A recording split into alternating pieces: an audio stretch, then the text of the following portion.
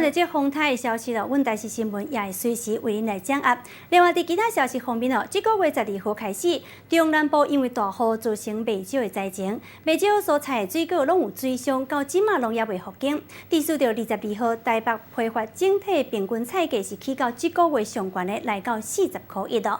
真像是白菜伫个顶礼拜每公斤的批发价少，干那是18块4，不过到22号呢，就起到44块8，是贵26块4哦。另外，这葱啊嘛是起大价，每公斤是177块7哦。农林署就强调讲，这菜价少起大价只是短期的现象，希望讲民众会当体谅，来支持到这寡辛苦的做事人。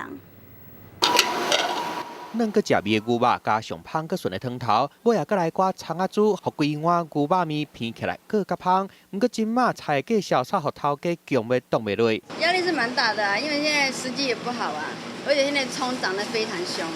同款用采用真香的火锅店，一般高丽菜、叶仔菜、卡马豆、番麦、无笋火锅料，成本就加50块。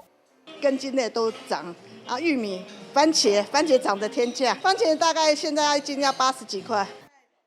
为台北农产品批发市场来看，离今嘛风台来进前，8号菜色价小平均1公斤34块3，顶礼拜价小起到37块3，不过22号却起到40块1，愈来愈贵。其中菜叶啊类的起上济，像讲汤丝啊菜，顶礼拜1公斤32块6，起到49块5。小白啊嘛为18块4，起到44块8，起1.43倍。啊葱仔价小各价是起超过100块，1公斤来到177块7，民众买菜嘛弄得化贵。